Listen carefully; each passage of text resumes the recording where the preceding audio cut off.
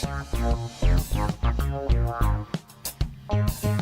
the WJAY studios in beautiful Oviedo, Florida, it's season 3 of Wipe Those Tears. With our tier masters, our statistician, Brandon Bogart, the Mario Man, Mark Leota, AVGN expert, Gianni Pizzi, the Retro Arcade Boy, Scott Seffy McVeigh, and our timekeeper, Andrew Hocking. Your host and moderator is Jason DiCanio.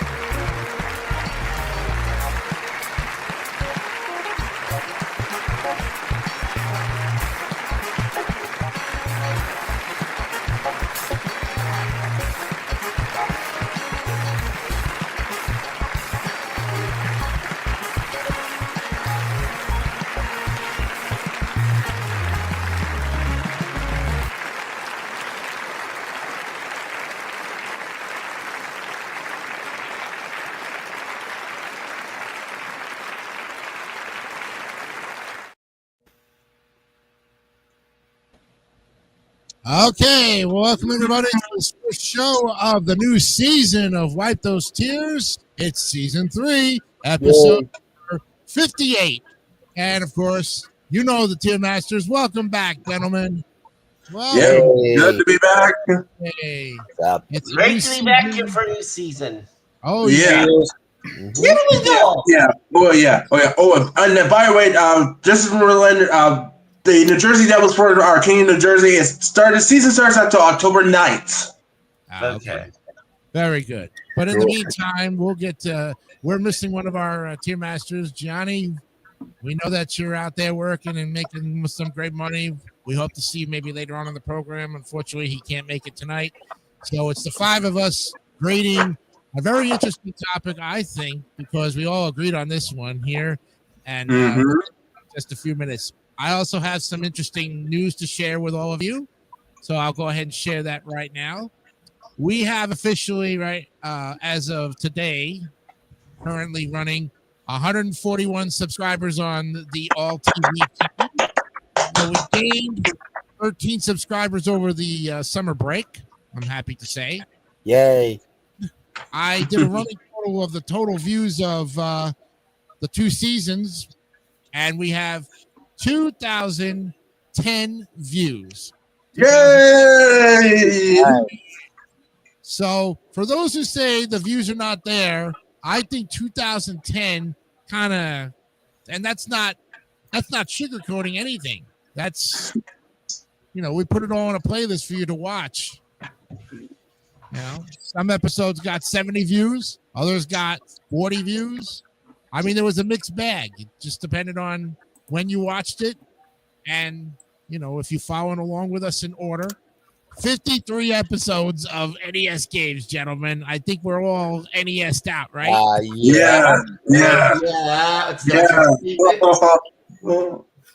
All right. We'll also have the top 10 tonight in our breaks. That'll be fun. Okay. Yeah.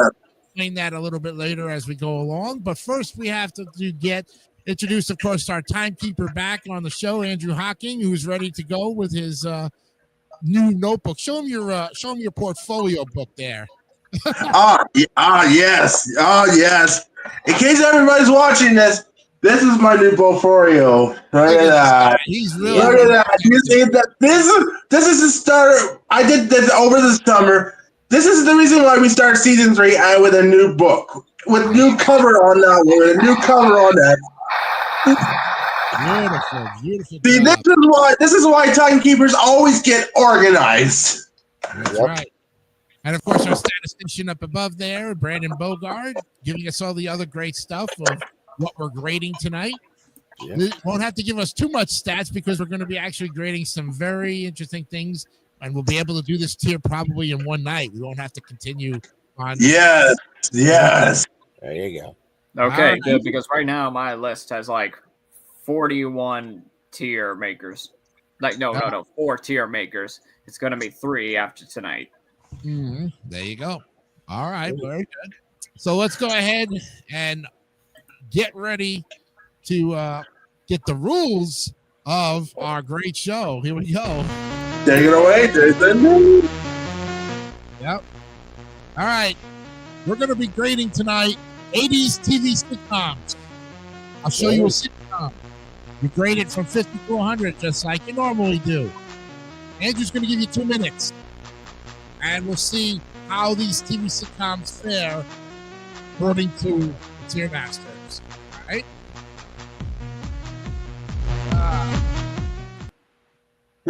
With that in mind, let's go ahead and open up the board. Oh, yeah. The board is open for season 3. Oh, first board of the new year. That's right. Yes, that too. Here is 36 shows, not in any particular order. Some are from the 70s, some from the 80s. There's even some from the 90s too. But it all got kind of grouped up in the 80s for some reason. But there are some 90s ones out there, and we'll go one by one, each giving a grade. If we're ready for the first one, gentlemen, here we go. You take the good, you take the bad, you take it all, and there you have the facts of life. The facts of life, yes. The classic show with Mrs. Garrett and the Girls. Yeah. From 1979 to 1987, 9 seasons. And I think the show was really you saw how a high school or a girls' academy. Yeah, like that, something like that. Yeah, they touched upon everything here, you know. Mm-hmm. So, with that in mind, the running order starts us off with Mr. Leota with the facts of life. Yeah, pretty classic show, and yeah, kind of odd to have it all. Interesting to have it all female cast. Let's put it that way, because I think that's the first time any sort of show had done that. Yeah. Yeah. All right. So a couple of things I have to give this. First off, my grade for this is an 87, and the second thing is a fun fact, which is that Charlotte Rae was actually on Different Strokes first before being on this show. That's right. Yes. So you get the you get that. Yep. Mm-hmm. Very good observation there, Mark. Okay. Anything else? That is all I have. Well, what's your score then? I think I gave my score 87. 87. Oh, okay. I thought you were talking about because that's the year that the show went off the air. Well, this case you can also refer to my birth year, but yeah, there you go. Yeah, there you go. All right, so we got an 87 for Mr. Leota. Now we go to Brandon Bogard with his look on Facts of Life. So I saw a couple clips, and I gotta say, I think like this was during the second season. Season one of the characters was like, "She's a breath of fresh air, isn't she?" Yeah. And then there was another clip talking about God. I decided I'll give it a 73. Oh, 73. Okay. All right. All right. Okay, now we go to you, Scott, with Facts of Life. Oh, this is a good classic here. I'll expand a little bit on what Mark said here when he said about how Charlotte Rae, did her Mrs. Garrett, from the original effects on that, being on Different Strokes, because this technically is a spin-off of it. So there you go. One little fun fact: in the last season or two, this was actually the first television role for George Clooney, also. Yeah. Oh yes, good thinking. Good point. Good point.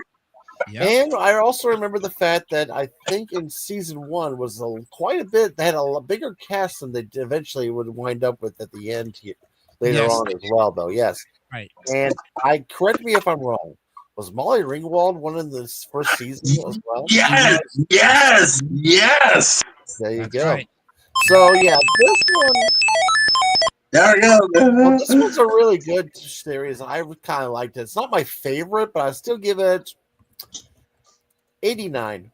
89. It's still a very respectable B there. Nicely done. All right. Wow, that's loud for me. Yeah. All right. Okay, Andrew, you're up with the facts of life. So I like this, and I like this show, and I saw season 5 and 6 and possibly 7. And of course, Scott is absolutely right. Molly Rainworld was on season 1, of course, of The Facts of Life. So for this one, I'm gonna switch numbers from Scott from his number to big 98. Oh, Taco Bell for the big Okay. man himself. 98. Yeah, good job. Well, I tell you, I grew up with this show. When it came out, I was 2 years old. It's Different Strokes was the first show that I had watched of the spinoffs, and NBC. It was a big time for NBC with the lineup of sitcom shows during the 80s, the late 70s, and you got to see Kim Fields grow up, and Blair, Joe, all of them. Mrs. Garrett unfortunately passed back, I think, in 20. I'm not sure the exact date. If anybody could look that up, I know she passed sometime in the early 2010s or even. Yeah, I think. I think you could be right on that one, Jason. Might be. I think you're right. I think you're right, Steve. No, 2018. She passed away 2018. That's right. All Yeah, right. just about a little over a month from this past time. So there you go. Yes, and don't forget also too that Mrs. Garrett got married, and Cloris Leachman came in on the last season there. So remember that one too. Well, actually, that's 6 and 7. I think 6 and 7. Yes, the last 2 seasons of the show. Yep, she got married. I think her contract was also running out, or either that, or she wanted to get out of her contract. I'm not sure of the. Well, something like that. Something like that. Yeah. So, with all that due respect, I'm going to give it a big 95. That's a Taco Bell. 95. All right, we've got our 5 scores. Let's go ahead and average them out.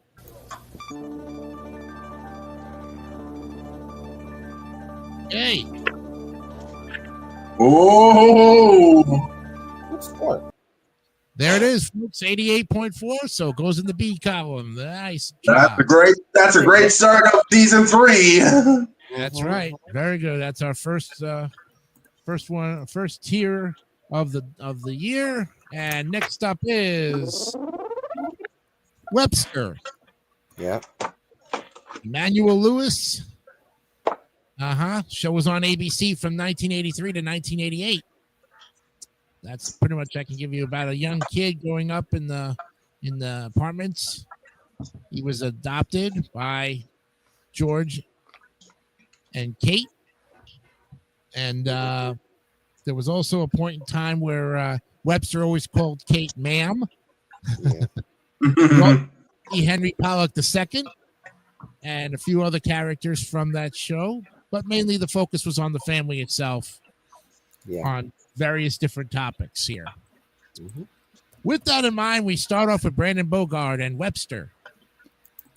So after seeing a couple of clips, I had no idea. That kid's mouth is freaking amazing. Yes. And his laugh is just the cutest. Yep. Being what he has to go through, though, I'm gonna be a little nice and be a little honest. I'm gonna give it an 87, though. Okay, 87. All right, still good. Nicely done. All right, Scott. How about Webster? Yeah, this was pretty interesting. Now, keep in mind that this technically was a ripoff of sorts of different Strokes, and using another short person here there as well. Yeah. A little fun fact: he was already in his teenage years when he was acting on this show. So there you go. That's right, and he never got any taller, even in his adult years, like Gary Coleman. Yeah, exactly. Oh. This was pretty good. It had always had a life lesson, kind of like what could have been the beginning of the TGIF, era, though, as well. If you think about it, it's okay. It's not my favorite, but I still give it an 80. An 80, okay. Still a B. Good job. All right, Andrew. How about Webster? So I saw this show, and it's like one of the best shows of all time. With of course, Emmanuel Lewis and Susan Clark and Alex Karras, and of course Henry Pollock II. Of course, that's one of the best shows in the '80s I ever seen. And for this one, I will get this one a nice perfect score. Ooh, we got a score 100 for Andrew Hocking. Okay, that's your first 100 of the season there, Andrew. Nice job. All right, Mark, you're up with Webster. All right, I actually have not seen any of this particular program. Ah, yeah. Even in reruns? Nope. Wow. I think this was probably before my time. Well, it was 1983. Was yeah, the so season really before I was born. So, okay. I'm going to have to give this one a 76. 76. Oh, that's good. That's a little past the Scott Special. Yeah, the Scott Special. Still a respectable grade there. Very true. Yeah. Well, I watched the show. And I like Emmanuel Lewis. In fact, he was on a Burger King commercial. That's how he got the job of Webster. Oh yeah, there we go. Commercials before he even got the acting position, So, but the problem I didn't like about the show is that sometimes the focus was on him, and even though it was the family, once again, it's just like you have the Fonz on Happy Days where the focus is on the Fonz, or you had Good Times where the focus was on JJ. Right. Trying to get a family-oriented show. And also, too, I was watching Benson more than I was watching Webster on ABC. True. So at that time frame, the two shows were competing with each other, and I would rather watch Benson because Benson actually had the longer run. Benson had 8 years, 8 seasons. Webster only had 5 seasons. Right. Again, 2 different topics of things. And you're also talking about African-American actors, in the 80s, just like their 70s counterpart. Great shows, great actors. They did what they had to do. They were funny. And there was very little talk about racism. And if they did talk about it, they did it in a way that you could understand it, respect it, and so forth. Show still gets a good one in there for me, and it gets an 85. All right, 85. Nice. There we go. All right. Let's take a look at the average for this show. Okay.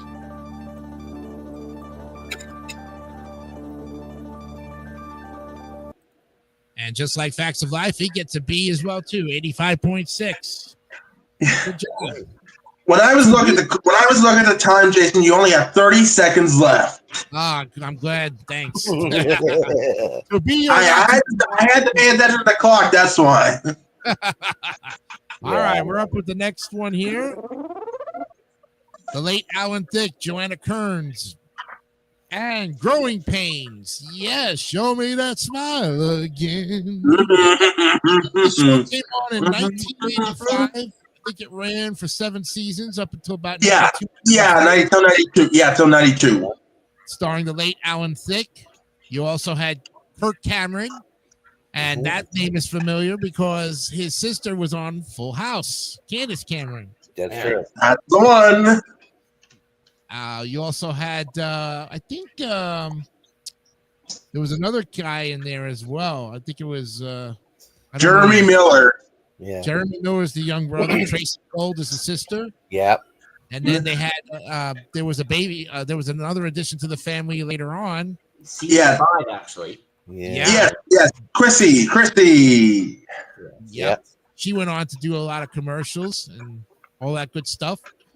But the show was centered around the family, and it talked about the topics. the Seavers, as they are called. It was on ABC. And that TGI Friday lineup once again. It's pretty much all I can give you as far as I remember. We'll start off with you, Scott, this time with Growing Pains. All right. There was actually one cast member you probably forgot because he came in towards the last season or two, though. A young Leonardo DiCaprio was. Yes! God, you got it. God, you got it. Yes, that's true. Scott. Great point. Yes. And probably this was actually, like I said, you can tell this was the beginning of his long, great career. But the whole show in itself, I actually thought this was entertaining, though. I remember watching this weekly when I got a chance to watch it. So this gets me a 92. A 92, which is a Taco Bell. There you go. Okay. Andrew, how about Growing Pains? That's another show I love. And you forgot, there's two other cast members you forgot to mention, Jason. There's Joanna Kearns and Tracy Gold. Yeah, he actually did mention them. I mentioned them. He actually did mention those. Yeah, and of course, Scott's right about the Leonardo DiCaprio, of course. So Scott's absolutely right on that one. So I watched all 7 seasons. Best show on ABC. And I think they deserve a 99. Oh, a 99. One fry short of a Happy Meal there. Yeah. A Taco Bell taco kit. Yep. Yeah. Back to you, Mark, with Growing Pains. All right. Well, I don't think I've seen the whole series, but I have seen a good amount of the episodes. Yeah. So this, actually, I'll give my great moment. But first, there's actually a few fun facts here. One, Alan Thicke, of course, as I'm sure you all know, was actually the composer for the original theme of Wheel of Fortune. Yes. Yeah, so that's one. Jeremy Miller, who of course was their son, he was actually on Carmen San Diego in the early 90s. Oh. Yeah, but you forgot there's one thing. Alan Thicke was hosted Pictionary in the late 90s. This is true, though. I don't think I saw Pictionary. And what else is there? Oh, yeah. That Kirk Cameron actually guest starred on Full House during season 1 of that show. Yeah. That's right. And I remember Kirk Cameron also being in a video game called The Horde. And then I think there were a few episodes around the middle of the series where Matthew Perry, of course, from Friends, guest starred. Oh, yeah. Interesting. Yep. Oh, yeah. Lots of good things. So, all that said, 99. Aha! We have a double up. Yes, at a Taco Bell. 99. Oh, boy. Okay. Brandon Bogard, you're up with Growing Pains. So I could I did see sort of a couple clips. What I did not realize, you mean the woman who plays the character DJ was on this? No, yeah, that's Tracy. No. No, you're talking about the sister. Cameron wasn't on this. The sister is Tracy Gold, but DJ Tanner was on Full House. That's Candace Cameron, and then Kirk Cameron, his brother, their brother and sister. But you tell me Candace Cameron was, or did I hear that wrong? No, Kirk Cameron made an guest appearance on Full House. Full House, yeah, and played a cousin. I almost said "Oh my Lanta," but okay. Almost. Okay. Well, by the way, I'll give this a 79. 79. Okay. All right. But still, Yeah. What I remember about this show was the fact that, it was on every week. It was a great intro. That's what we all remember about most of these shows is the theme song. That was the great thing about the 70s and the 80s. And even the 90s they were all great themes put out by great singers and artists. And this one, of course, revolved around the Seaver family. And I think there was another character, if I'm not mistaken, I think his name was Boner. Yeah, that was Cameron's best friend. That was his friend on the show one time. Yeah. The only thing I remember about that with Boner is that they were spray painting Mike's room, and for some reason the spray painter wasn't working. But then when they finally plugged it in and they blasted it in their face, the blue paint just like oh, maybe this is not working. Oh well, if you plug it in, oh, and it just got blasted with a spray paint gun. For that, I will give this a grand 96. Yes. That's pretty good. That's pretty good. That's pretty good, Jason. That's pretty good. Spray. That's the only thing I remember about the show was they got spray painted with the spray paint gun. All right. Yeah. Yep. Here we go. Oh boy. Oh yes. How about it, guys? Get it! Ding, ding, ding, ding! All right, first day of the season. 93. Yes, and it couldn't have come at a better time. Yes, it is. All right, that's the end of the first half. And okay, bring ourselves back to. We'll bring ourselves back over here. There we go. Thank you very much. All right, if you guys are ready for the top 10, Yeah. Yeah. first one ready to go. And now how this is played, and if you recall, we did a couple of top 10s toward the end of last season. I have a top 10 list here. The one who gets the highest on the top 10 wins this first quarter. Okay? Mhm. So we are looking for 10 on a Monopoly board. Right in my alley right there. Now, that's not including the tokens, the dice, the cash. No, we are looking for actual properties or spaces on a Monopoly board. That's what we're honing in on. So if you can give me the number one answer, you will definitely win the first quarter. All right. And this is the order that we're going in, I guess. We'll start with Brandon Bogard. The only thing I can really think about on a Monopoly board is the jail. Jail is you're not on the list. Oh no. No, jail is not. There's the buzzer. That's the buzzer. Yeah, we got a new buzzer, folks. Yep. All right, so now we go to Scott. What do you say? I would have to go with Boardwalk. That is the number one answer. You win. Wow. Yeah. You would have my answer would have been, Jason? Yeah. Park Place. Park Place. Well, I hate to say it, but unfortunately, Park Place is not on the list. Ah, darn. And mine, for the record, would have been the starting square. Go. No, Go is not there either. Sorry. All right, I'm just curious what did the rest of them on that list have? Free parking. Oh, Reading Railroad, Marvin Gardens, Baltic, Community Chest, Kentucky Avenue, Oriental, Tennessee, and Waterworks. Oh. Oh, Scott gets his first quarter. Yeah. Yay. On a Monopoly board? Oh, yeah. Yeah. Yeah. There's Waterworks on that board and an electric company and many others. Yep. But chess? Community Chest. Community Chest. What the You don't play Monopoly, Brandon. There is a community chest. There's chance on the board.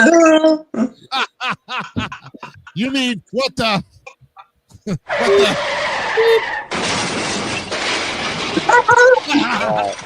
Yeah.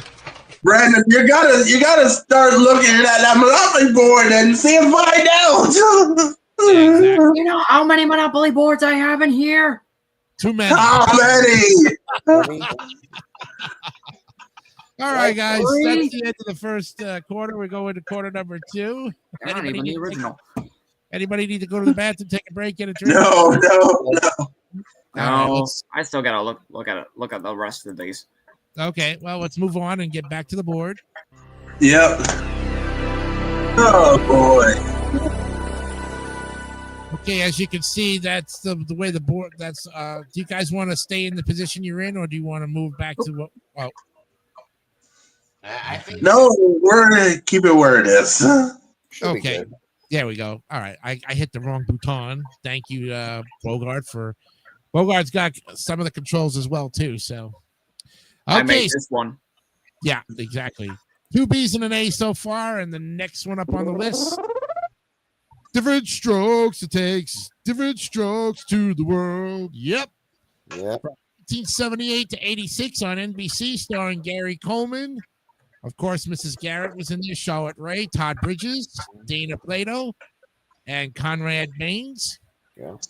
Yep. And then, of course, Mrs. Garrett left to go and do Facts of Life, as you probably know. And there was two other housekeepers on there. Do you remember their names? That's good, too.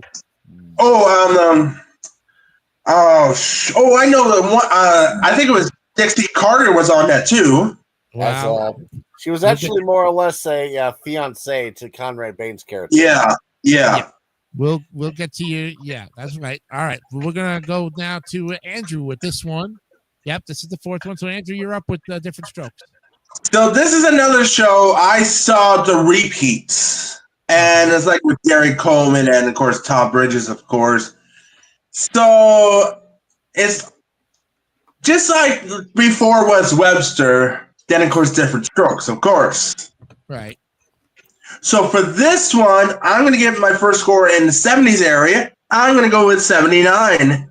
79. Okay. 793, but 79. Okay. We now go back up to you, Mark, with Different Strokes. Okay, another classic show. I think I've seen a few episodes of this. I mean, I've seen all of them, but of course we know about Mrs. Garrett, and yeah, it's definitely a great classic show. 82. 82. Okay. Mm. All right. Okay. Mr. Bogart, you're up with Different Strokes. After seeing one clip and then reading the rest, I felt something did not seem right with this. I'm going to give it a 66. Oh, there's buzz on this one. 66. He gives it a D, the first D of the season. Wow. Okay. That's the way it goes. Scott, what do you say about Different Strokes? Well, this is a good one here. Like I said, this is the one that gave Gary Coleman his huge career break here, and it was probably classic. Little fun fact: Dana Plato would actually be a classic CD-ROM video game Night Trap here. Have a nice little interesting fact about that. Unfortunately, she did not actually do too well afterwards, since she actually had a bad drug overdose or something like that and died, unfortunately. So that's why. Yeah. I will say though, it's ironic that now the only person still alive from the show is Todd Bridges. Go figure. But it still was a good show. I liked it a lot, though. I didn't get to see everything of it, though. It's an 85. An 85. Okay. Still respectable in its own right. Okay. All right. Everybody's in except me, right? Yeah. Okay. Hey, I grew up with this show. I think it was one of the very first shows that when I was still a year and a half old, I was able to understand, watch it with my family. And, even though I was still too young to understand a lot of it, I watched it just for the comedy. And as I grew older, I realized the topics and understood things, but the laughs were always there. And this was one of those shows that, what you talking about, Willis? Very good catchphrase. Hey, Willis. Yeah, Now, don't forget. Now, Andrew is right when he says that Dixie Carter was on there too. But there was another character. And Dixie Carter went on to Designing Women. Marianne Mobley became. Yes. I was thinking that same thing too. Yes. We all know Marianne Mobley married Gary Coleman. Not Gary Coleman. No. Gary Collins. Gary Collins. No. That's wrong. Gary Hart. No. Gary Collins, actually. Collins used to host Our Magazine at one time. Yeah. There you go. And she passed So yeah, but the show was great, and I'm going to give it a perfect score, 100. Yeah, Sure. that one, 100. Yes. You can never forget that show, you know? All right, let's see what the average is. Ooh. Okay.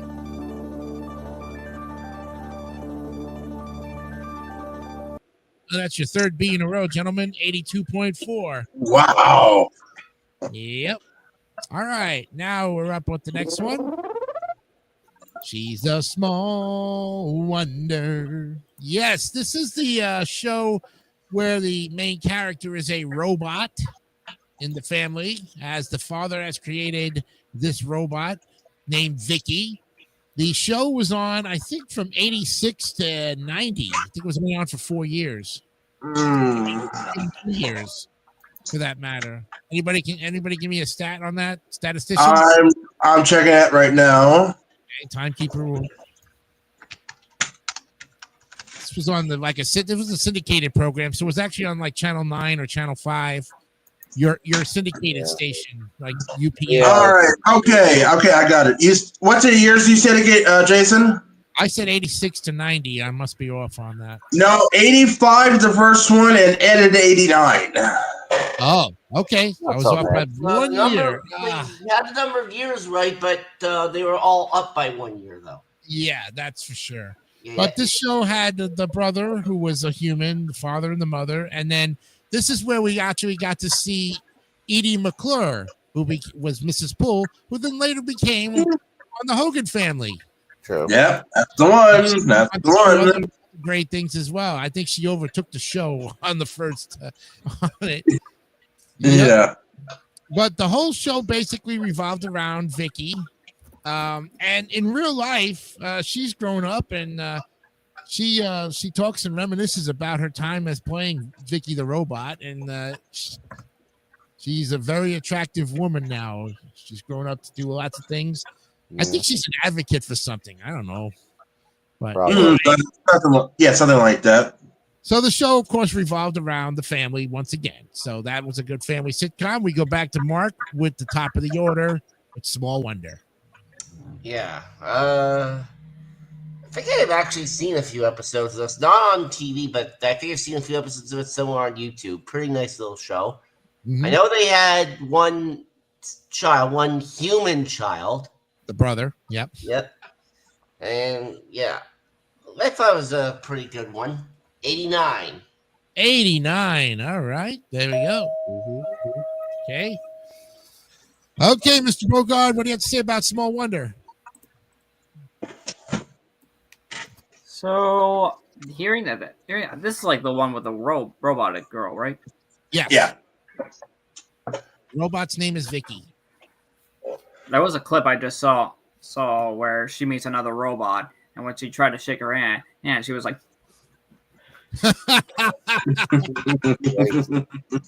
if that kind of get some of the idea of the troubles the couple has to go through with this little girl, then all right, I'll be nice to it. 83. 83. Okay. Got it. Okay. Scott, what do you say about Small Wonder? I'm going to be honest with you. I didn't watch this show. Okay. Why? The fact of the little robot girl creeped me the crap out. So there you go. Oh, okay. Sorry. I never got to really watch this on syndication. I really didn't care to watch it at all. I'm sorry, but it's a 50. Oh, another one. I'm sorry. All right, 50. Scott. That's the way it goes sometimes. If you didn't watch the show, not everybody watches these shows, like you said, even though they were first runs. Sometimes, you just don't get interested in them. Okay, Andrew, what do you have to say about Small Wonder? So I saw some of the episodes and I thought, okay, that's a nice series for 4 seasons, of course. Uh-huh. So I liked this. I loved it. I was born 3 months after I was born, of course, of 85, of course. Mm-hmm. So for this number, I'm going to double up from Mark. I say 89 as well. 89. Okay. All right. Well, like I said, I watched the show when it first came on in syndication from 85 to 89. It was part of the lineup with My Secret Identity, which was the other show that was a kind of a spin-off of Batteries Not Included or Not Quite Human. Yeah. That was Jerry, what's his name? Jerry O'Connell? Jerry O'Connell, yep. Who grew up to do some other great things later on in life. But that was like the back and forth of those episodes on I think it was on Sunday mornings. Yep, on Channel 9. Yeah. The theme song was kind of like, cheesy. They really just exactly. Ellie. The storyline was pretty good. Like I said, Edie McClure really, I think, was more of the star of the show, Mrs. Poole, because she was the next door neighbor. And I think she had a daughter too named Harriet. And with those pigtails. So overall, I'm going to say that this is a great show, but not a. I would say it's a good show, not a great show. I'm going to say 81. Okay. All right. Okay, we got our scores, so let's go ahead and average them out. Oh, okay.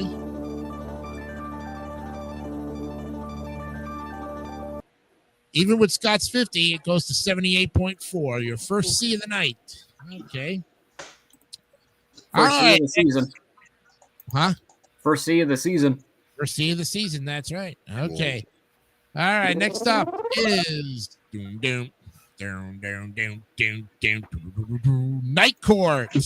The Honorable Judge Harry T. Stone is a young, hip, jeans-wearing, liberal eccentric presiding over the night shift of a Manhattan courtroom, which means his views on various cases aren't always normal, nor are his judgments.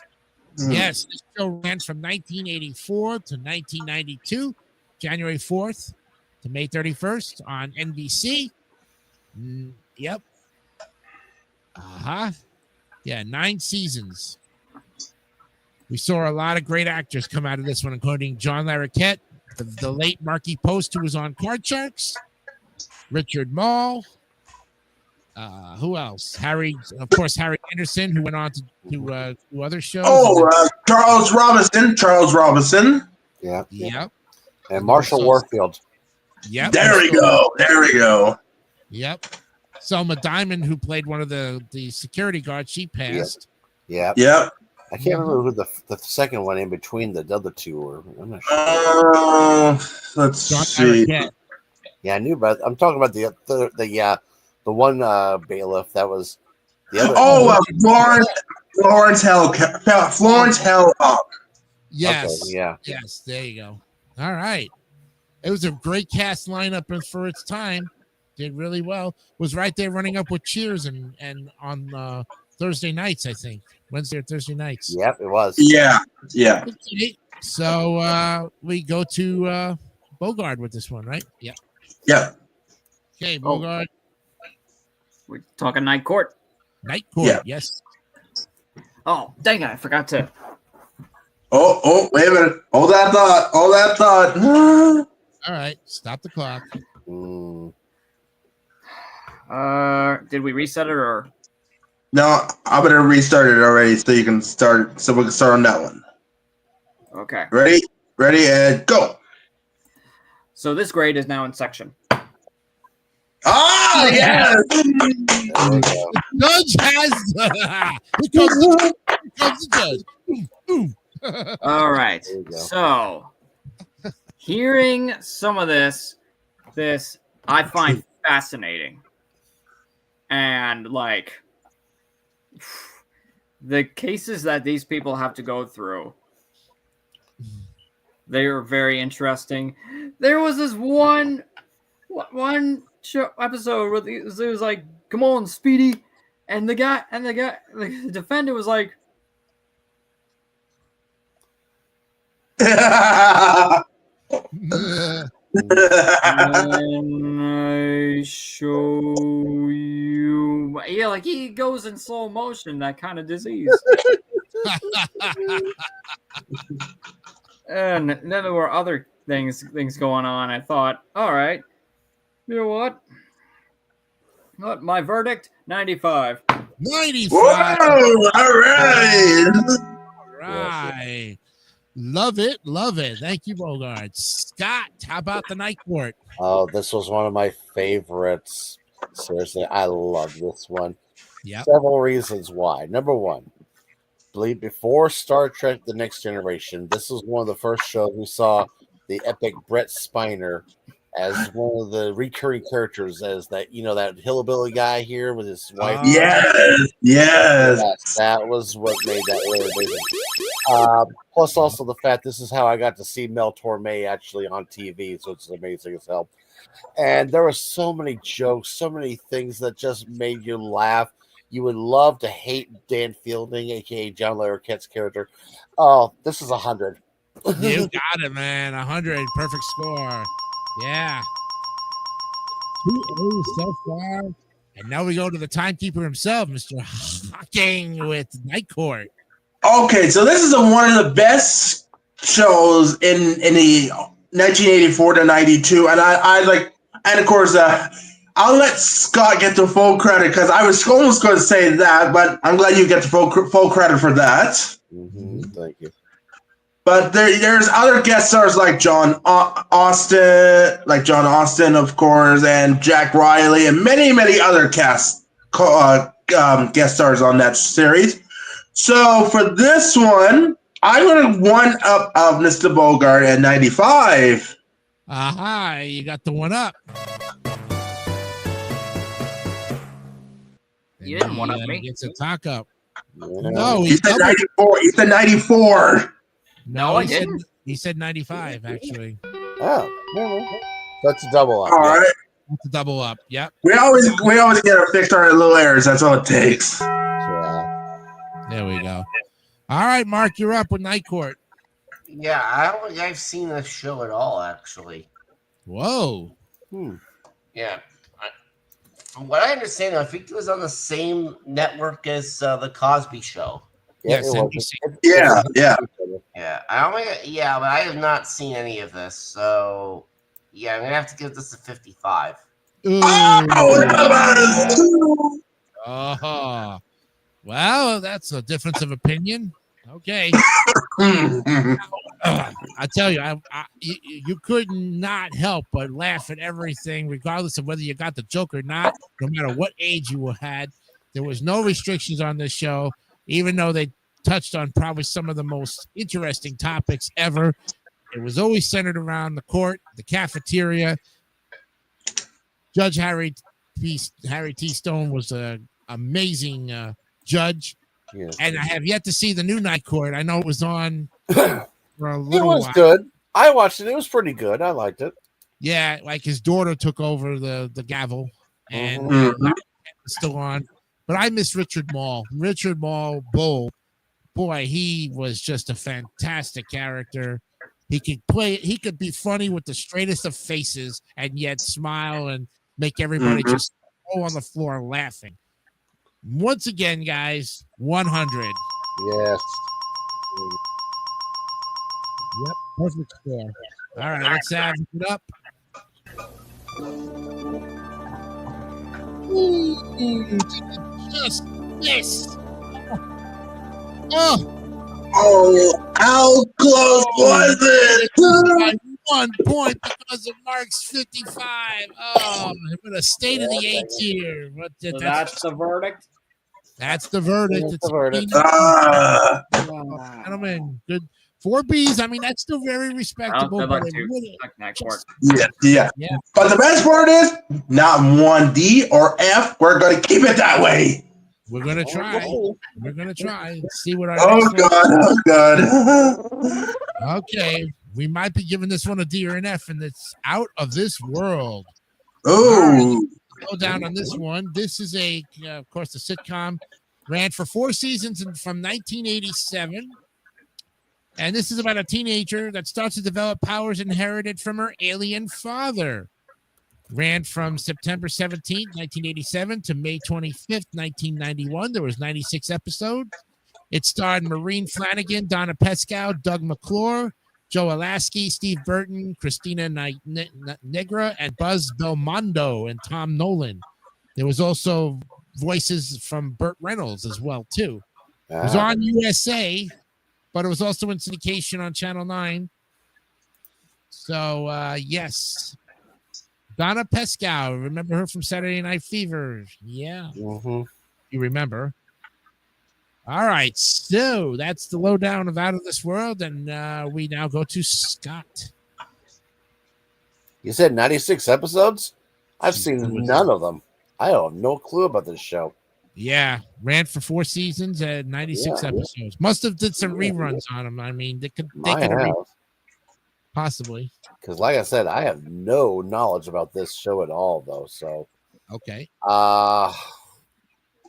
Again, 55. That's all I can do. Oh, 55. All right.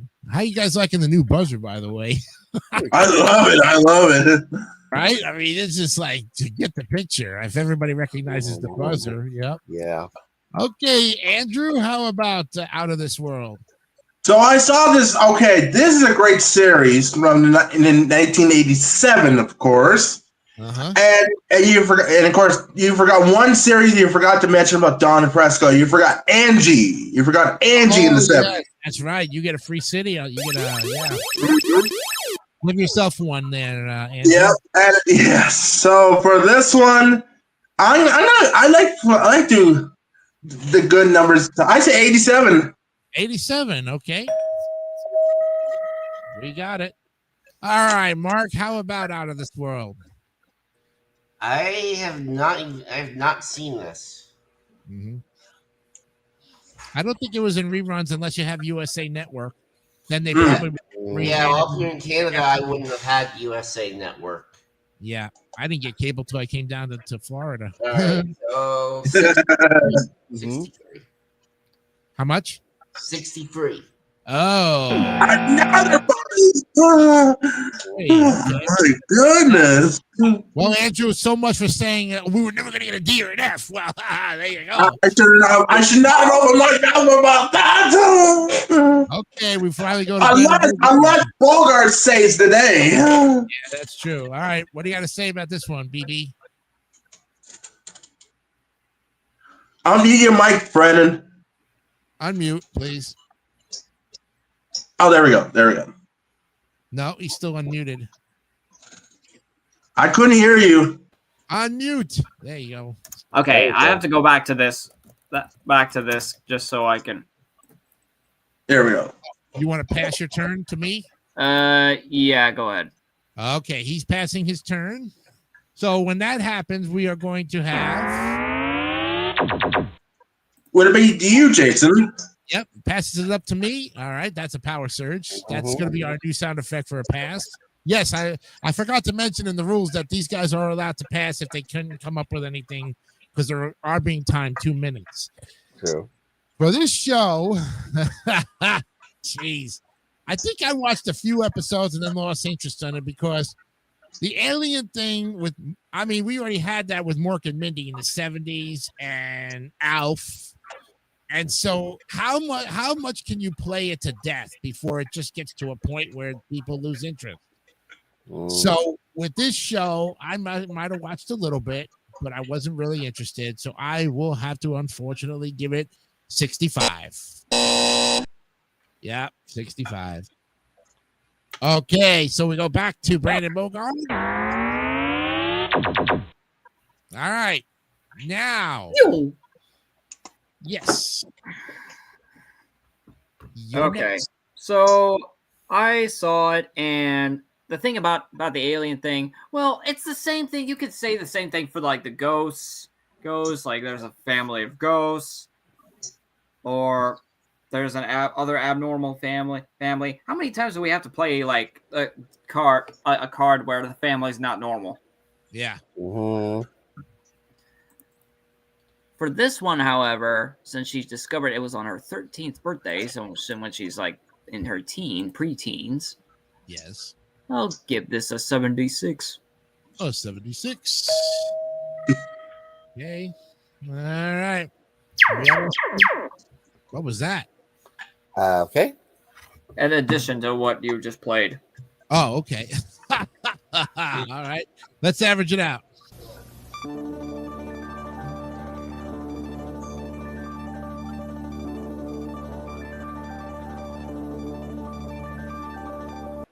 Now that's your first D of the night here, guys.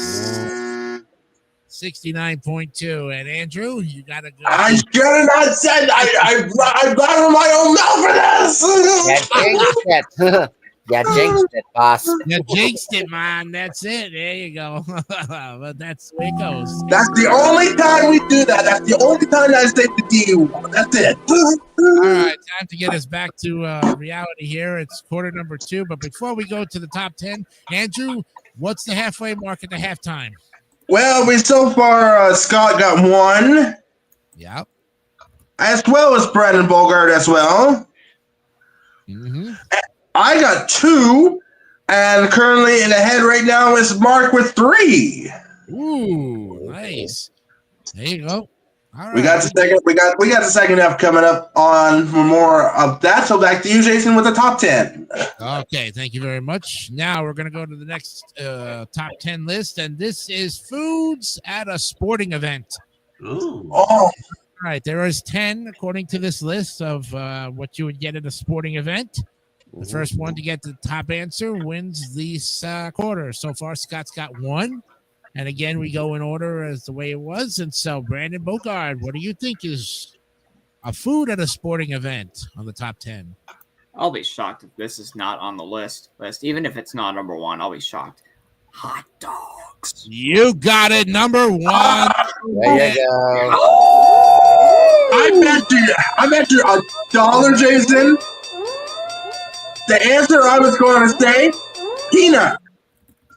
Peanuts was number 2, so you got that. Oh, Nice. Cracker Peanuts Jack. was number 2. Yeah, okay. I was thinking beer. Beer? Beer? Yeah. No, Scott. Unfortunately, beer is not. Okay, there we go.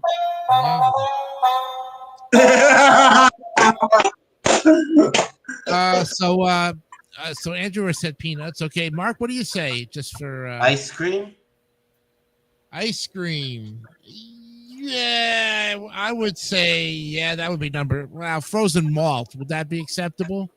yeah, we'll accept it. We'll accept that. Yeah, so we give you that. Okay, and let's see. 4 was popcorn, Yeah. then nachos, Uh-huh. Cracker Jacks, pizza, pretzels, hamburgers, and number 10 was cotton candy. Oh, That's good. I don't even know what a Cracker Jack or a frozen malt looks like. Cracker Jack is like caramel popcorn with peanuts added to it. And it had a prize in it too. Yeah. Old snack. And a frozen malt? Frozen malt is like a milkshake. Kind of like a milk frozen. Yeah. Like an ice cream milkshake, basically. Mm-hmm. They usually put about 3 scoops in, blend it in with some milk, put the malt powder in there. And it's usually malt powder is usually not flavored, but then they put like chocolate syrup in it, and they'll make a chocolate malt. It was an old fashioned in an ice cream shop. But all right. So we got the next one coming up. But before that, let's get right back to our list. yep.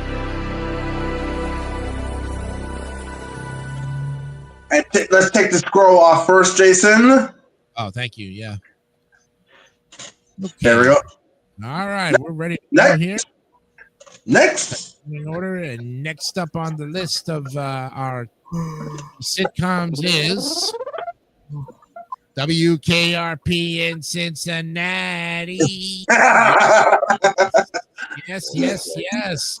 When a Cincinnati radio station switches from sedate music to top 40 rock and roll, its staff of oddball characters has to switch gears quickly. New program director Andy Travis brings in a DJ named Venus Flytrap to work the station's burned out veteran Dr. Johnny Fever, neurotic newsman Les Nessman, eager beaver Bailey Quarters, sleazy salesman Herb Tarlek, blonde bombshell Jennifer Marlowe, who serves as the station's ultra-capable receptionist, and station manager Arthur Carlson, whose dominating mother owns WKRP, round out the eccentric bunch. And boy, oh boy, if not all of these characters, I would think some of them have just passed on, including, I think, what was her name? Lonnie Anderson. Lonnie, Yes. yep. Yeah. Because Tim Reed was in it, Howard Hessman, who played Dr. Johnny Fever, Yeah. Frank Bonner, Yep. Gordon Jump, Yep. Gary Sandy. Mm-hmm. This show on for 4 seasons from 1978, September 18th, 1978 to April 21st, 1982. 90 episodes. Okay, who we going with this time? Andrew, right? Yep. Who was the last one? Who did it last on the Out of This World? That would have been Bogart because he Yeah. had a pass. So Scott's next. Okay, yeah. All right, Scott, Yeah. WKRP in Cincinnati, a good one. Oh, this was a classic. Yep. I remember so many good things about this. Probably my favorite was on the first episode when Dr. Johnny Fever found out he can actually get back to being rock and roll here. He'd actually turned. It's like it turned a switch right on him. And I love the fact that just before he plays the song, he goes booger. Also, probably another favorite scene, probably one of the most famous episodes from the show has got to be the turkey drop. Oh, yeah. This is where they had thought they were going to try to drop a whole bunch of live turkeys onto a shopping mall area. And I love what Johnny Fever says. It seems that the mall here has been bombed by turkeys. Film at 11. That was probably one of the best things ever. This was fun. It's a 92. It's a 92, which is Taco Bell. All right. Nice one, Scott. All right, Andrew. How about KRP in Cincinnati? WKRP. So I watched the repeats, and I think one of the best comedy shows of all time. And of course, in case in a little bit of trivia, there are 4 celebrities are still alive so far. Good. Gary Sandy, Richard Saunders, Jen Smothers, and Tim Reed was still alive, of course. Oh, okay. But the rest are already passed away, including Lonnie Anderson, who passed away early this year, of course. A few months ago. So for this one, what's your score on this one, Scott? I gave 92. 92. Well, guess what? We're just double up. We'll double up. All right. 92. Got it. Okay, Mark, you're up with WKRP in Cincinnati. Yeah, what I've heard is really good show. Eugene Levy and all those other guys. I'm gonna give this 100. Oh, ooh, look at that. Okay. So far, we've got 3 A's, and now we go to Bogart. Hearing what this is all about out and saying in Cincinnati, I kept thinking NCIS. Oh, I'm like, come on. yeah. Yeah. Oh, it's good to see that sound effect back. Yeah, exactly. Oh, no, we kept it. No. So unfortunately, I have to give it a 60. Oh, oh boy. 60. Okay. That could ruin the A's a little bit there. All right. The only thing I remember about this show was this theme song. It sticks in your head like glue because it was a great song. As far as the episodes, I don't remember a darn thing because I was only a year old. And by the time the show went off, I was still 5. So unless I see reruns, which I'm going to have to, I would not know about the turkey drop. But I do recognize the fact that it was a radio station and that the cast was very funny. And when I was watching it, I was just watching it for the laughs again, you know. I think one of my favorite things was Dr. Johnny Fever just constantly, you know, being a wacky DJ. And I think that's where we get those DJs nowadays. In today's market, I think a lot of people play off of that. The theme song is what saves me all the time, 100. Yes. Yep. All right, let's average it out.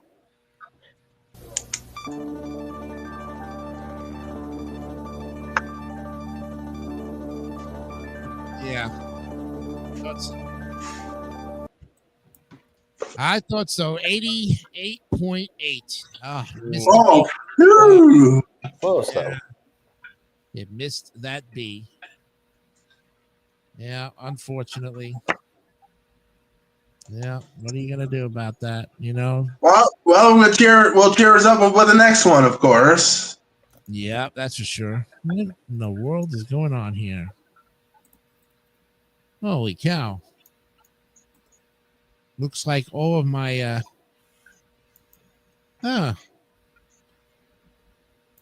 okay, that's weird.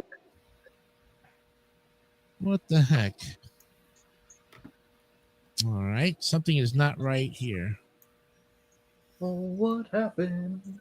I don't know. Uh-oh. It's back for a minute here.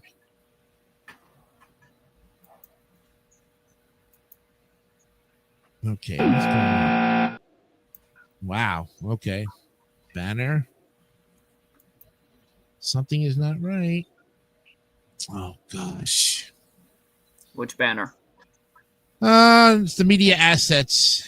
They are all just I can't move up on anything. Oh no. Uh-oh. Yeah, wait a minute. Let me do something real quick here. Sometimes you can do I that. can. You could, but I can't. And I don't know why. Is it the mouse? No, maybe. Could be. I don't know.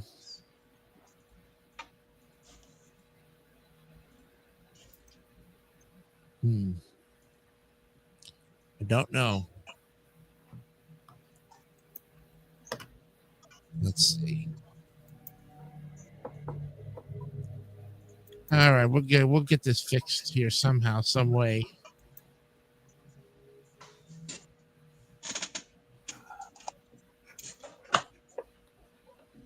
Wow. Yeah, need help. Help me. Why can't I scroll down?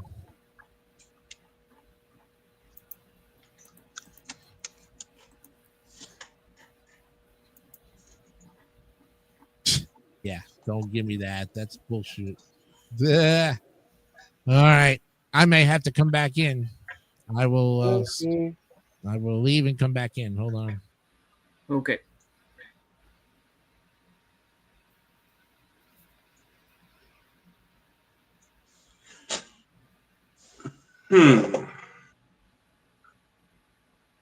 Ah!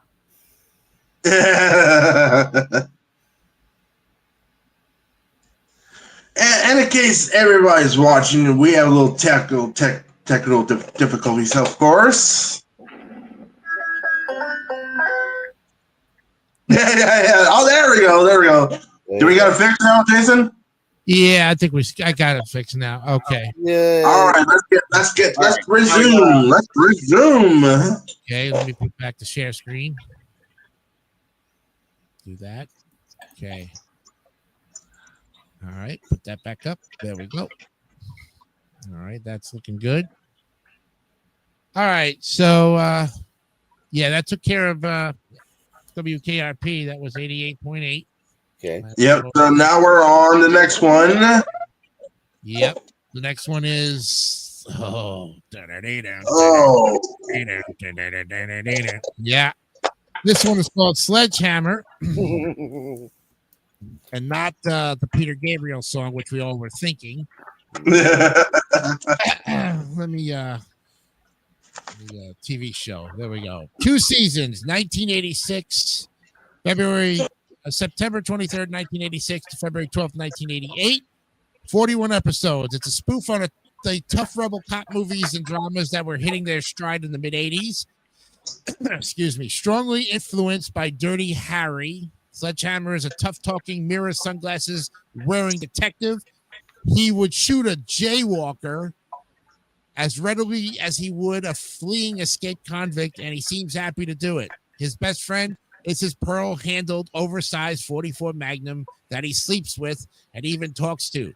Constantly suspended from the force, his case is usually solved, and he is redeemed by his female partner, starring David Rash, Anne-Marie Martin, Harrison Page, Leslie Morris, Patty Tippo, even Bill Bixby was in on it too. Mhm. That was amazing, right? Yep. Burt Paul, Beverly Leach was in it. Branscombe Richmond, who then later on to go with Renegade. Yep. Yeah, Beverly Leach, who was on MathNet as Kate Monday.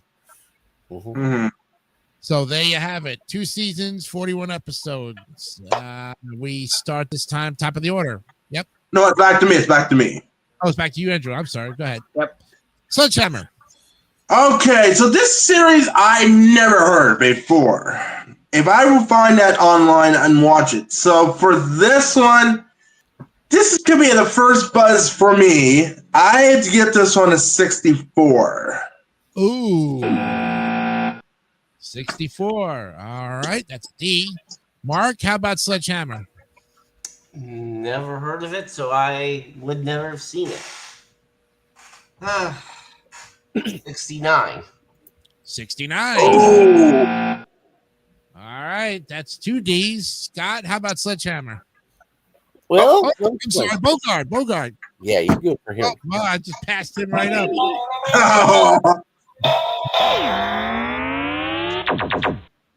Okay, back to you, Bogard. Sorry about that. I was on a roll, you know? Well, I kept getting Lethal Weapon vibes. Oh. This. For that, I give it a 53. Oh! 53. All right, now we go to Scott. What do you got to say? I might bet this show's only saving grace at this point here. First of all, this was basically kind of like a rip-off, but parody, but a good parody of the Naked Gun series, though, and as well. It was actually kind of funny, though. It actually had the slapstick, stuff just like the Naked Gun did. Yep. It's not bad. I mean, it's not the best show in the world, but it's not a thing that I would give like down to the D or F section. Well, So Right. I'll give you this. So I'll give you the 80 on this one. An 80. Okay. All right. And I think we got everybody except me, right? Okay. Mhm. Right. I love the guy's gun. And I love it when he says at the end of the intro, trust me, I know what I'm doing. Yeah. Yeah, I would trust you for nothing, my friend. The only thing you're gonna get is basically that. You know?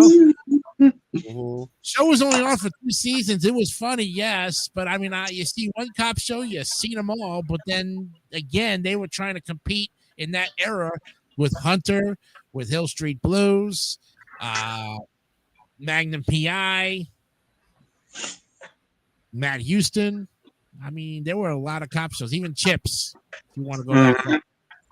So this one here was not getting the recognition because of the fact it was characters that were coming out of a nutshell that you didn't really, the real name characters, the real name actors and actresses, unless you can put later shows on their first run, you wouldn't have known them unless you've seen them later on in other programs. So for this, I am going to give it a 66. And I think I won up somebody, didn't I? I don't know. I said 64. Oh, okay. I didn't want up So you you. two All up. right, 2 up you, but still. Yeah, 66. Yeah. I think Scott's going to be the saving grace on this one. Yep. Mhm. All right. Well, Let's see. let's see what our average is.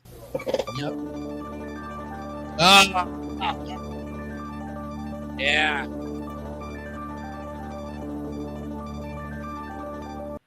Yeah. Big 66.4. One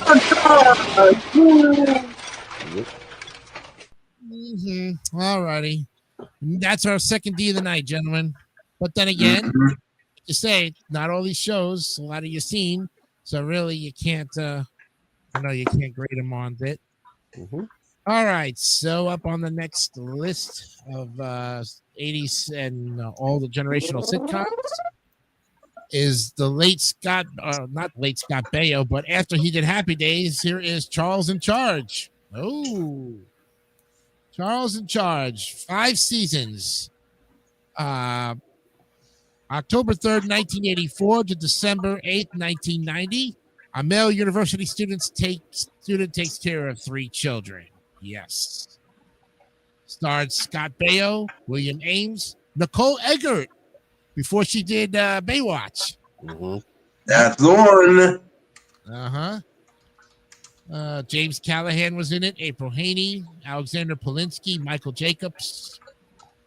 Like I said, a B-rated, cast of characters, except for maybe Scott Baio, but that was about it. Yeah. Top of the order we go. Back to Mark Leota. Yep. Well, this is definitely a good series. Not sure if I saw really that many full episodes, but I'll give this an 88. An 88. Okay. Brandon Bogard, you're up with Charles in charge. Go back to me. Oh, you're going to pass? Okay. Yeah. No pass. All right, Scott, you're up. Okay, this was a decent show. I mean, it was good, though. It's not one of my favorites or anything like that. It had a decent theme song, though. But, and of course, I had to say if Willie Ames would actually eventually go to become Bible Man, so yay, whoop-de-boo. 70. 70. Oh, Okay, all right. wow. Okay. All right, Andrew. We go to you now with Charles in charge. Okay, this is the one of the best shows that Scott Baio did a great job on that series, and I thought, okay, this is going to be a higher number, and I'm not going to get a low number this time. I'm going to go one up, Mark. 89. One up on Mark. Okay. With an 89. Okay. Got it. And now back to Bogard. We get that. Wait a minute. We got to power stretch it back. All right, Bogard. Now you passed once. You got something this time? All right. Being the way it looked and like somewhat of the plot, well, I'm gonna give it 85. All right, fair enough. 85. Okay. I heard of the show. Of the theme song is the only thing I remember because this was on a time slot that was very hard to watch if you were. I think it was on a Sunday morning time slot at 11 a.m. And you're either in church services or you're going to brunch. This time slot was terrible for this show. Now, if I could watch it in reruns, if I had the galls to stand to watch the show, unfortunately, I'm going to have to give it a 50. Oh. Because I don't remember any of the episodes except the theme song, and the theme song don't even match its wit. Okay, we got our average. We got our scores. Let's average it out. Okay.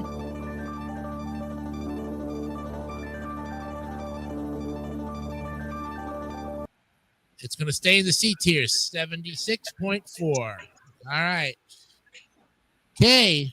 Oh, boy. We got an interesting show from the 90s. Gary Shandling show. It's Gary Shandling. Yeah. Oh, boy. Let me go ahead and actually put the title in because it's Gary Shandling.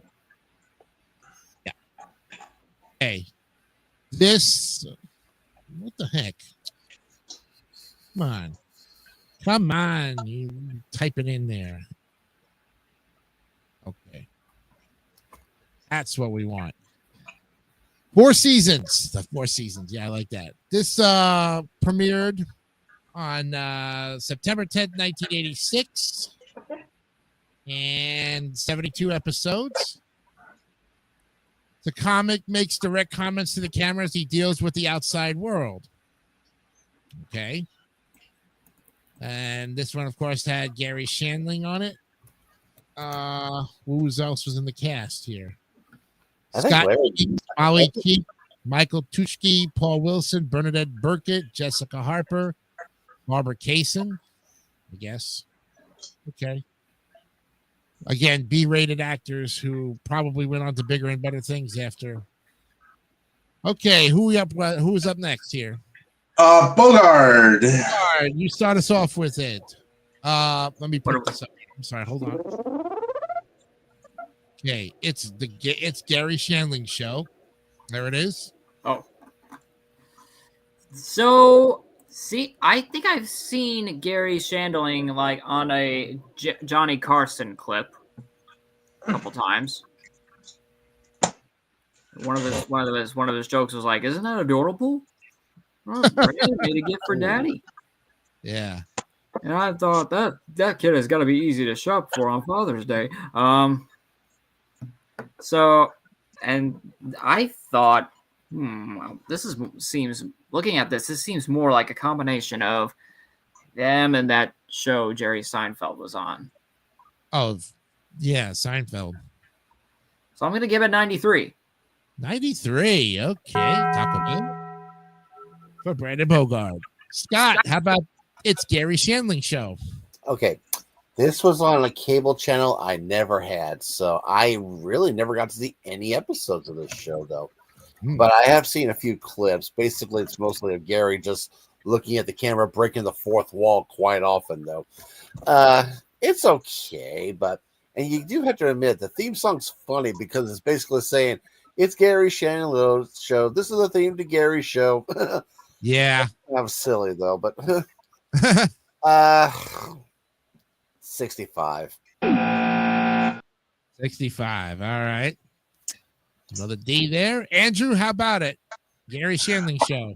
I never heard this series before, and I saw the opening when he went to his bookshelf and grabbed the book, and he turned it, and he had so many books, showed it to the camera, turned to the other side, and I'm like, okay, this series is the worst.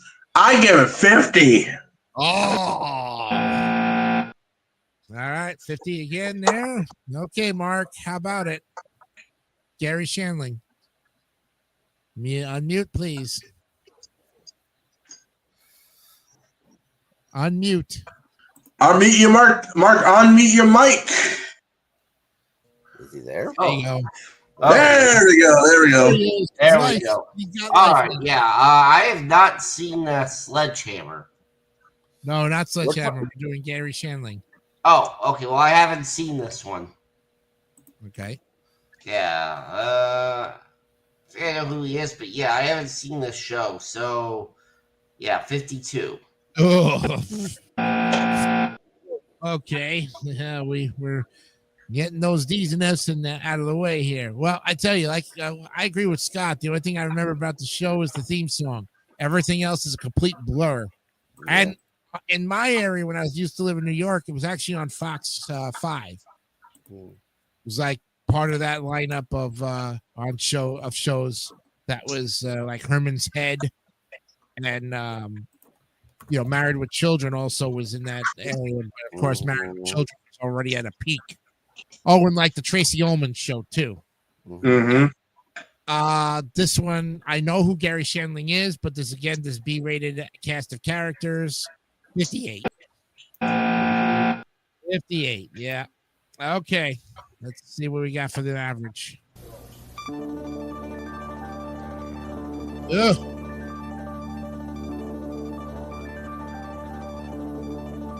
Oh my goodness, another D! Bonus 3.6. All right. That's D's.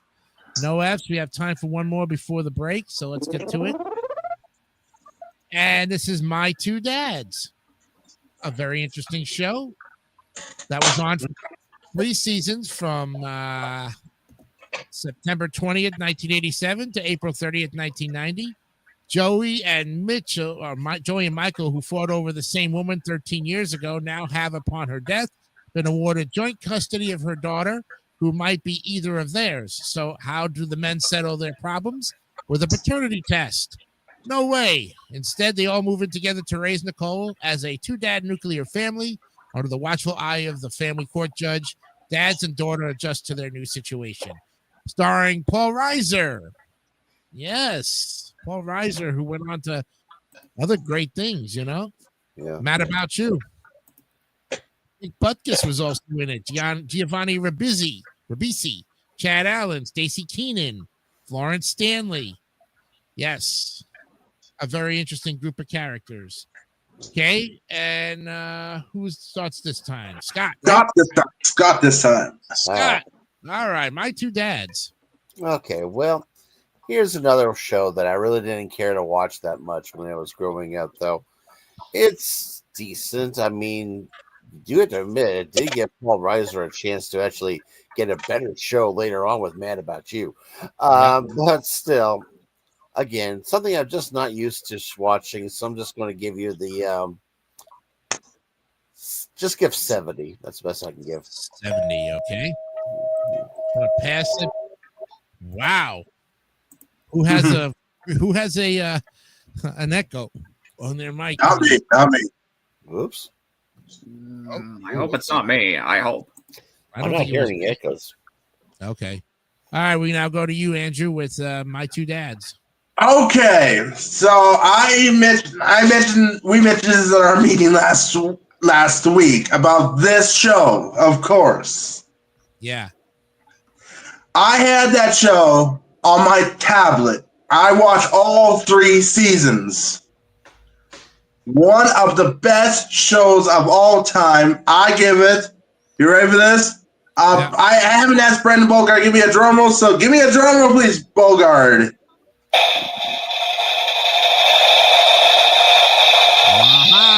There it is, 100.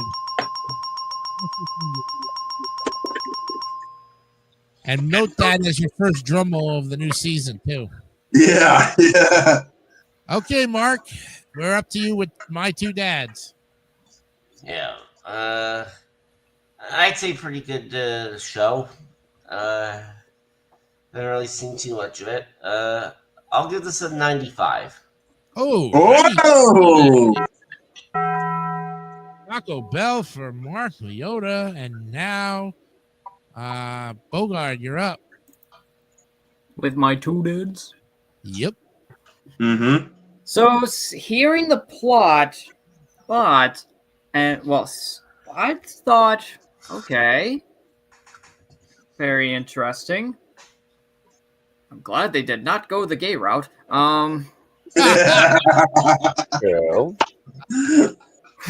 Smoke weed every day. Not that there's anything wrong with that. No. I am gonna give it an 88. An 88. Okay. All right. Fair enough. Let's see. I know who Paul Reiser is. The rest of the cast of characters, I am completely clueless as to where they went in their lives after this show. I never watched the show because I think it was in a time slot that was way either past my bedtime or I just didn't get involved in it. I know I've heard of the show, but I just did not watch any of the episodes, and I know who Paul Reiser is. I don't even remember the theme song to this show. Yeah. So I am going to have to unfortunately fail it with 55. Yeah. Okay. My F. I think that's what, my second or third F tonight? I don't know. Probably. All right. I think so. Yeah. Okay. All right.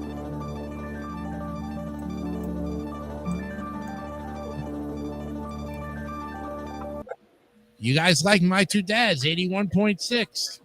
All right. That means it's the end of the third quarter. Yep. It's the top 10 list time. Yep. Time for the top 10. Okay. All right. This top 10, gentlemen, is going to be, and this is an interesting one, too. These are 10 things kids want to be when they grow up. Oh, okay. 10 on this list.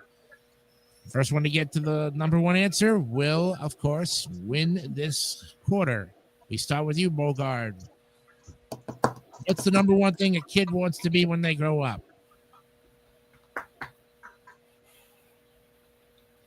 It's probably not going to be there, but I'm just going to take that risk. A magician. Unfortunately, no, it's not on the list. Okay. Go Scott. ahead. Yeah. I'm going to try a doctor. That's number one. You got it. Oh, It is. Yes. oh, I didn't even think I was just going to say that. Yeah, well, we'll he get sniped it. there, Andrew. Okay, I was going to say teacher. Teacher is number 8. That's good. Oh, And Okay. police officer. Mark would have said doctor as well. Yeah. But No, I would have said police officer. police officer is number 9. Yeah. You were interesting. definitely. Yeah. I'm just curious what the rest of the list is. I sort All of right, thought number 2 doctor, was. but I sort of thought doctor, but thought okay, you know what? Maybe no, because they don't want to know about like the gross architective part of the body already. And The remaining top 10 was a lawyer, number 2, Oh. firefighter, a mom or a dad was number 4, Oh. nurse, number 5, movie star, number 6, singer, number 7, teacher and police officer were 8 and 9, and an astronaut was number 10. Oh, astronaut. Oh. Wait a minute. How are musician and singer different? One plays a musical instrument, the other one sings and doesn't have to play one. There's a difference because you can play a musical instrument and not sing and just play the guitar or play the piano. Yeah. Singer has to be with a microphone. Singer with a microphone. That's why. You can do both, but there's a lead singer. There's always the backup singers. Yeah. A duo. In the words of Ahmed, son of a bitch. All right, let's get back to the list, of course. All right, let's get there. Oh my gosh, you're funny. Yeah, I'll tell you. Oh, Brother Bogart, you're making us all laugh right here. We're in quarter number 4. This is the final quarter, and unfortunately, I don't think we're going to get to all of these tonight. So there will be a part 2 of 80 sitcoms. Right. I thought we were going to get through these, but I knew we weren't. 36 is a lot, even though it's not 710. Oh, thank goodness! Okay, the next one on the list is head of the class. This was on for 5 seasons from September 17th, 1986 to 1991. I guess. Yeah, somewhere around that. 114 episodes. And this is an easygoing teacher offers life lessons to a group of overachieving students, starring Howard Hessman from KRP in Cincinnati. Also starring Dan Fritchman, Janetta Arnett, Leslie Bega, Robin Givens was in it, William J. Schilling, Dan Schneider, Tanis Valley, Kristen Hage. Again, for a couple of them, yeah. There we go. All right, so that's what we're up against right now. Head of the class was on ABC also too for a little while there too. Okay, we go to Andrew. You're up. Thank you. Okay, so I never heard this theory, and I already know this theory takes place in New York City, of course. Mm-hmm. I heard the theme song of it, and I was like, okay, if I want to see the reruns, I will definitely like it. So for this score, I will give this one an 87. An 87. Okay, that's good. All right, Mark, you're up with the head of the class. Okay, yeah, I don't think I've seen this one. I guess 71 for it. 71. Okay. All right, Bogard, you're up with the head of the class. After reading the plot and hearing about some of their student stories and their personalities, I had to give this a D, 68. Oh. All right. 68. And Scott, how about it with head of the class? was an okay show. It's just couldn't really. I watched some of it, but I just really couldn't get into it so much. So guess what? It's the first time this season. 75. The Scott Special. All right. There we go. Oh, and there's applause for that. There's applause for that. Yeah.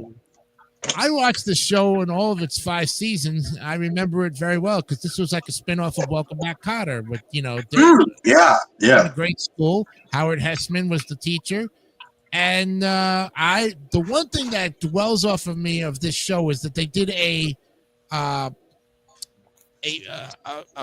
school play for what's it? The Rocky? No, was it not the Rocky Horror Picture Show? It was. No, it was the one with the man-eating plant. Little Shop of Horrors. Little Shop of Horrors. That's it. Yes.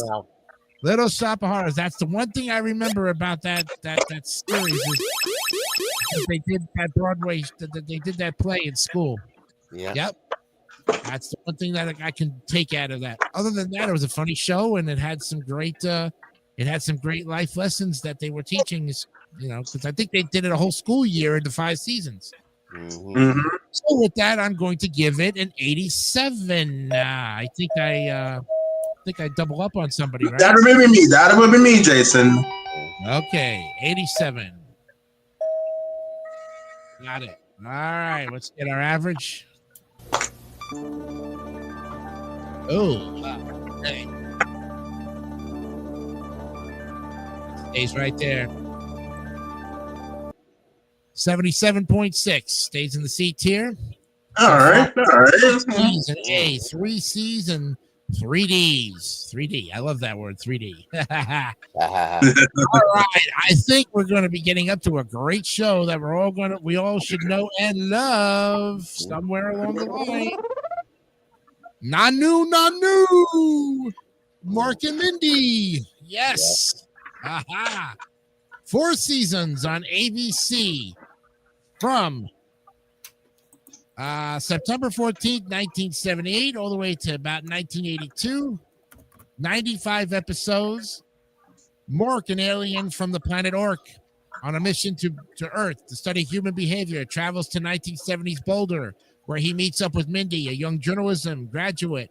After his egg-shaped spacecraft lands there, the bubbling alien is trying to get a handle on Earth culture, and his frequent dispatches back to his home planet give him the opportunity to sound off on human foibles. The spin-off of Happy Days features Robin Williams as Mork in an early starring role for the comic actor. As Mork would say, nanu. Yep. All right. Conrad Janis was also in it. Pam Dauber, Elizabeth Kerr, Tom Poston, Ralph James as Orson. You had the other guy in there too. What was his name? Exodor.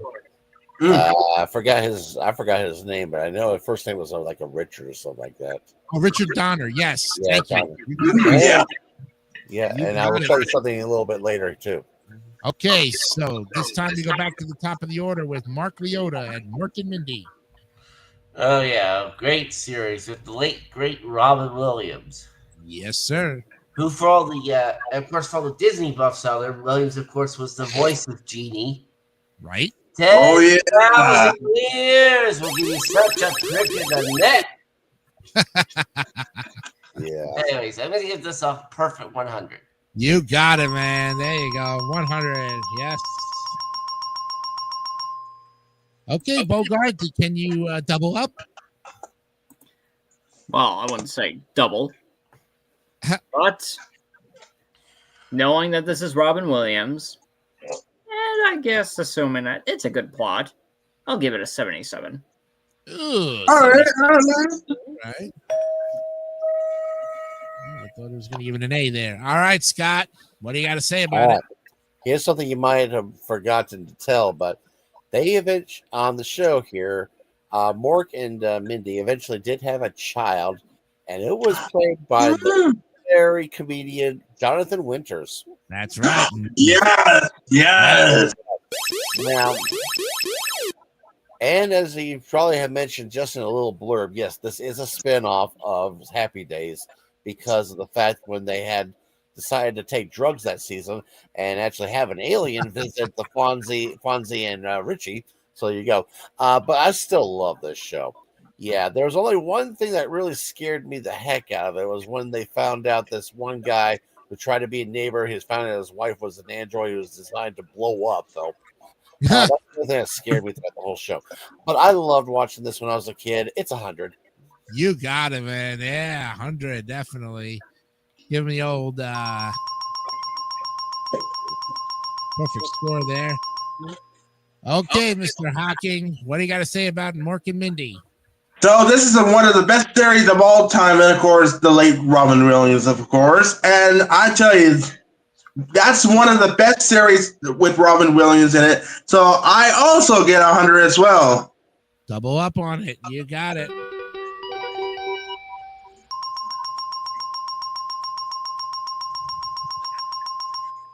Nice. All right. So I grew up with this show. My mother had the suspenders. I had the Mork and Mindy pool doll toy. And I think we all got to know what Nanu really means. You know? But there was another thing he also said, Jazzbot. Yeah, there we go. That was a curse word. That's a curse word. But this is where Robin Williams was basically, this is how we all got to know what this man was capable of doing, because he went on to do all those great movies, Hook and Good Morning Vietnam, Mrs. Doubtfire, Dead Poet Society. Lots of stuff. Being an accomplished comedian, this just highlighted it. And having seen the reruns on the Johnny Carson show, I watched those interviews, and I think he was overtaking the interview section from Johnny half the time. One of my favorites on that was, I think I know how to do a George Bush. Basically, what they do is you take John Wayne, then you tighten up his ass. That was a George Bush, but still, yeah. Yeah, exactly. I love that part. Oh, and the theme song was fantastic too. Great theme song. That's 100 all the way. Yep. And you don't know what this goes, and you know where it goes. Bring it up. Let's average it out. Oh yeah. Bing. 95.4. Second A in a row, gentlemen. Nicely done. Yep.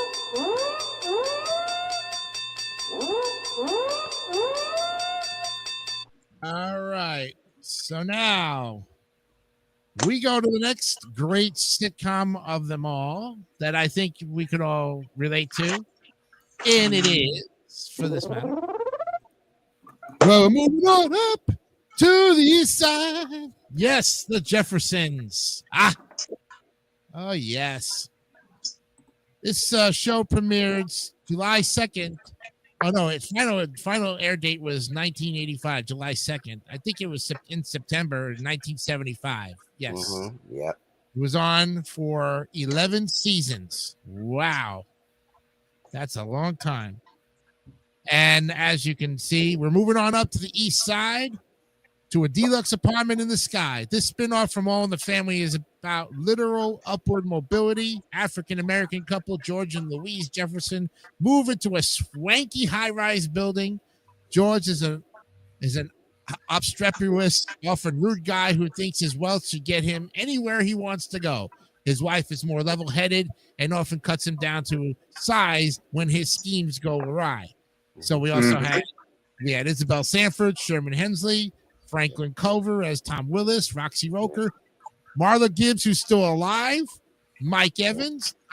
All the other people are passed on, including the late Paul Benedict. Yeah. Harry Bentley. Yeah. Mr. Bentley. Mr. Bentley. All right. So now who's next?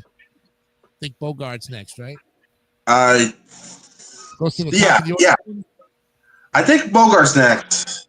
Okay, Bogart, you're up with the Jeffersons. So the Jeffersons, I guess,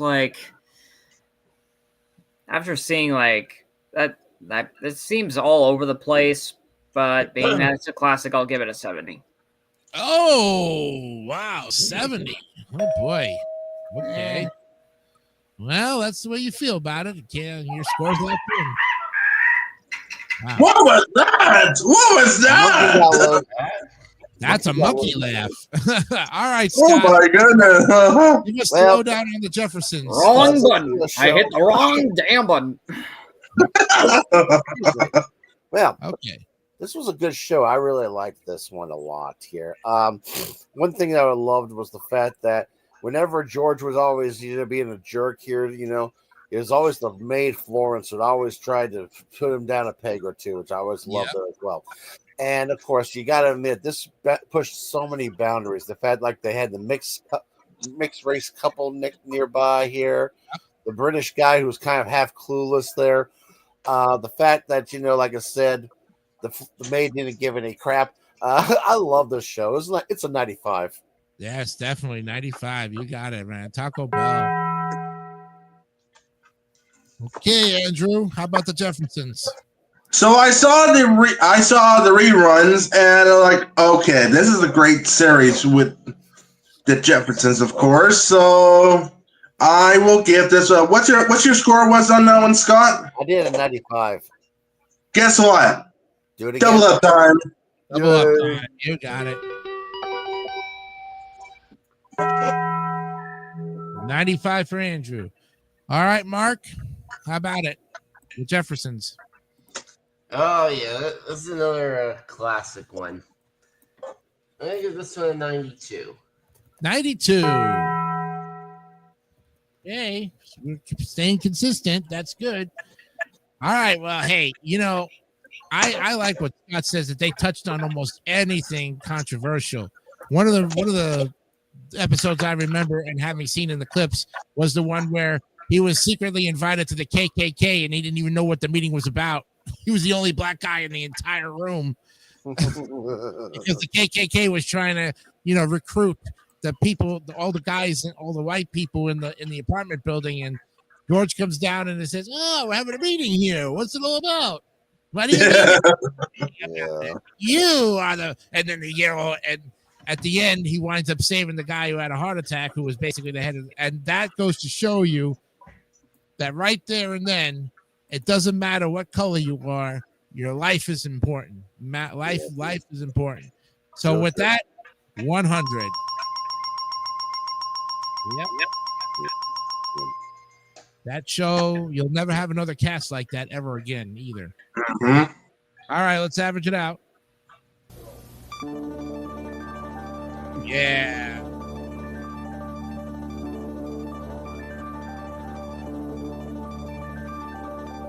It just barely made the A's. 90.4. You guys got it. Yeah.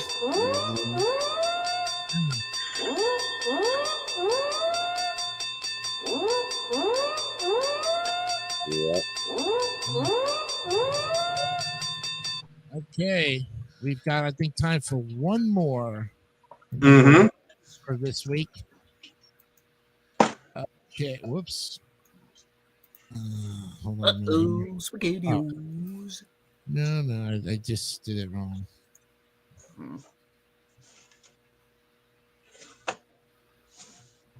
Let's see. Okay. This is as you can see, there was two versions of this show, but we're looking at the latter version, which is Newhart. Yeah, classic. Yeah. This is not the Bob Newhart show. This is Newhart after the Bob Newhart show. This was on for 8 seasons. It started in 1982 and went to May 21st, 1990. Dick Loudon and wife Joanna relocate from New York City to a small town in Vermont where they run the historic Stafford Inn. They're surrounded by a town full of oddballs and colorful characters whom Loudon deals with in various states of bemusement. So, of course, you had Bob Newhart, who just recently passed not too long ago. Mary Fran, Julia Duffy, Peter Scolari, who was, of course, on Bosom Buddies. Yep.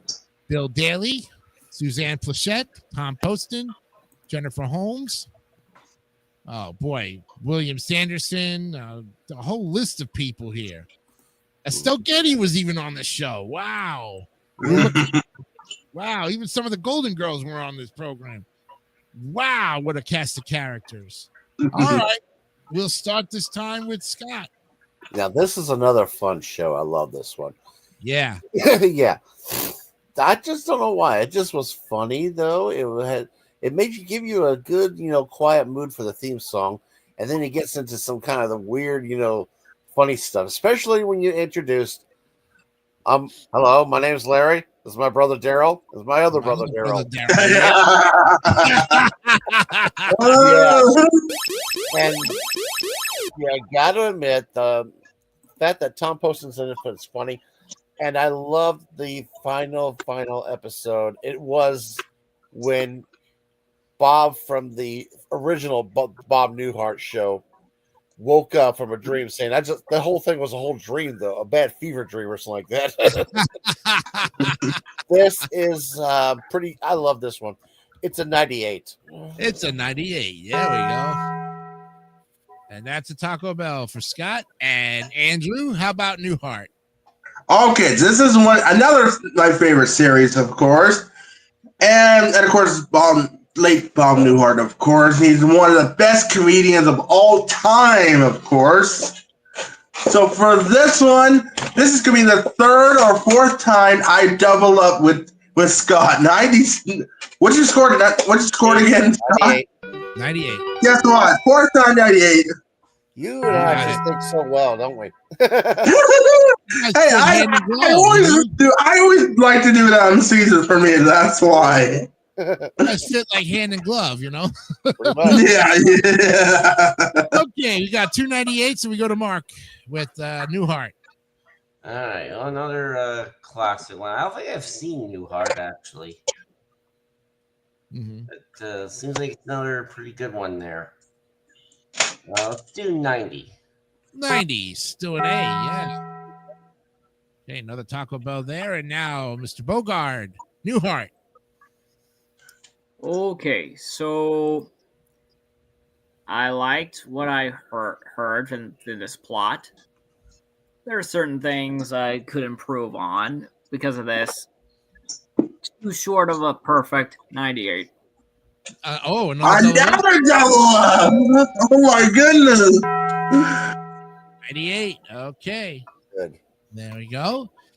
Look, I know the show. I love the theme song. It's a nice instrumental. Takes you through those farms and villages and towns and roads, and and then you get the slapstick comedy of Tom Poston and the straight man of Bob Newhart, who can pretty much make you laugh with a straight face. He could say anything and it would be funny.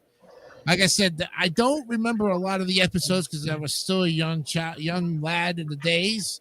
So I would have to go back and actually revisit the entire show from start to finish.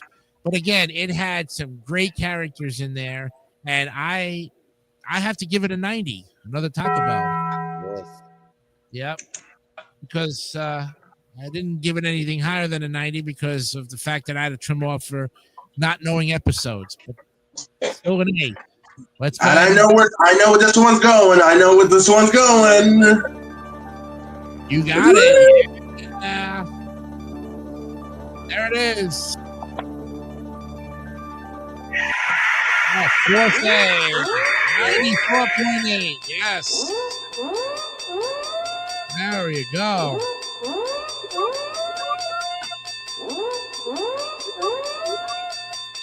All right. And that's the end of the game, folks. And we will shut this down. Yep. And unfortunately, that's all the time we've got for that one. So what we're going to do is I will save this and we'll pick up with the next episode of the 80s sitcoms. Oh, my. Yeah. I'm going to put the title in right now. 80s sitcoms episode 59. That's right. Yep. Save.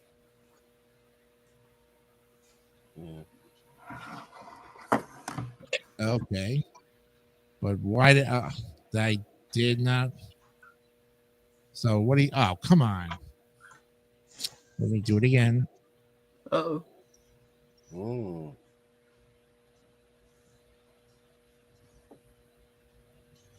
Okay. I saved it, I guess. I'll just put it in the list and do it that way. Okay, good. It's saved. All right, we'll stop sharing that. Okay, take that off. Good. So we didn't have to really pick what we were going to do next week because we still have more to look at. Mhm. But we've got to get one more top 10 in here. And then after that, quickly on the final timekeeping after that. That's right. Okay, so for this final one here on the top 10 things you get done at the dentist. Oh, All right. So again, number 1 is up for grabs. And Bogart, what do you say?